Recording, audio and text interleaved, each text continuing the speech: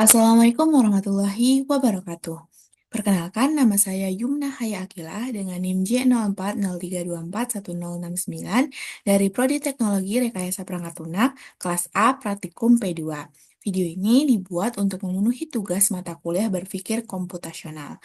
Nah, pada video ini saya akan membahas mengenai apa itu algoritma support vector machine. Nah, Support Vector Machine atau biasa disingkat SVM merupakan algoritma supervised learning yang ditemukan oleh Vladimir Pavlik dan Alexei Cervantes pada tahun 1963. SVM adalah salah satu metode yang paling populer dalam machine learning. Biasanya digunakan untuk klasifikasi dan juga regresi, yang bekerja untuk mencari hyperplan atau fungsi pemisah terbaik untuk memisahkan dua buah kelas atau lebih pada sebuah ruang input. Nah, dalam cara kerja SVM ada beberapa istilah yang harus diketahui. Yang pertama ada hyperplane. Nah, hyperplane sendiri itu adalah garis atau batas keputusan yang membedakan kedua kelas dalam sebuah SVM.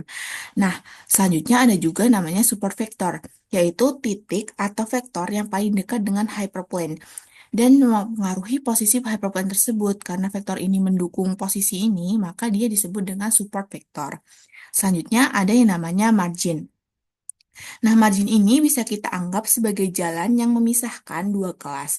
Margin ini dibuat berdasarkan posisi support vector dan juga hyperplane-nya.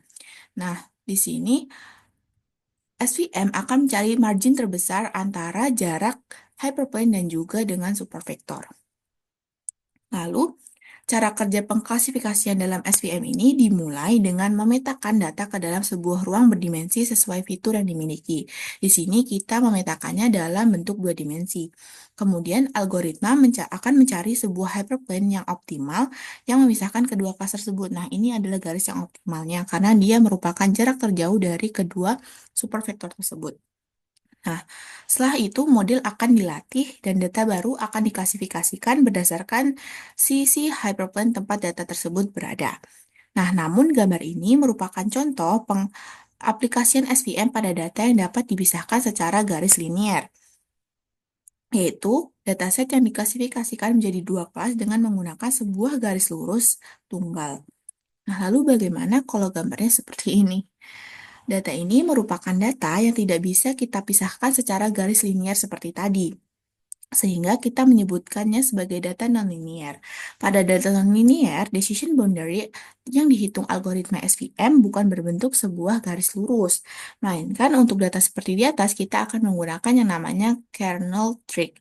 Nah, kernel trick sendiri adalah sebuah metode yang mengubah data pada dimensi tertentu. Misalnya di sini kita tadi awalnya dua dimensi menjadi dimensi yang lebih tinggi, yaitu tiga dimensi, sehingga dapat menghasilkan hyperplane yang lebih optimal. Nah, untuk di bidang tiga dimensi ini, hyperplane-nya berupa bidang, bukan garis seperti di dua dimensi. Nah, teknik ini berguna untuk mengurangi waktu dan sumber daya komputasi, terutama untuk data yang berjumlah besar. Hal ini juga akan mencegah kebutuhan akan proses transformasi yang lebih kompleks. Selanjutnya, adalah keunggulan dan kekurangan dari algoritma SVM sendiri. Keunggulannya yang pertama adalah generalisasinya yang baik. Model yang dibangun tidak mudah overfitting dan dapat memprediksi data baru dengan baik. Dia juga efektif untuk data berdimensi tinggi atau data-data dengan jumlah fitur dan atribut yang banyak. Namun tetap hemat memori. Hal ini dikarenakan algoritma SVM menggunakan training point sebagai fungsi keputusan atau supervektornya, namun tetap memiliki kekurangan dari segi skalabilitasnya. Nah, metode algoritma ini tidak efisien jika dataset yang sangat besar karena membutuhkan pelatihan yang lebih lama dibandingkan dengan algoritma lainnya. Selanjutnya, dia juga sensitif terhadap parameter. Memilih parameter yang tepat untuk fungsi kernel dan juga regularitas bisa menjadi tantangan karena akan mempengaruhi bagaimana hasil klasifikasinya nanti. Juga dia kinerjanya akan menurun saat bertemu dengan noise. Nah, algoritma ini bahkan bisa tidak berfungsi ketika terdapat banyak noise atau kelas targetnya yang tumpang tindih. Namun, Algoritma ini juga masih sangat populer digunakan di kehidupan sehari-hari. Contohnya ada di pengolahan citra di bidang medis. Pengolahan citra menggunakan SVM sendiri dimanfaatkan untuk alat analisis MRI atau CT scan yang digunakan untuk mendeteksi sel kanker. Juga di bidang bioinformatika bisa digunakan dalam deteksi homologi jarak jauh pada protein, sedangkan di bidang keuangan bisa membantu dalam prediksi harga saham dan juga klasifikasi kredit dan penipuan. Selanjutnya masih banyak seperti analisis sentimen dan juga deteksi wajah. Itu tadi penjelasan singkat mengenai algoritma support vector mesin. Sekian, terima kasih.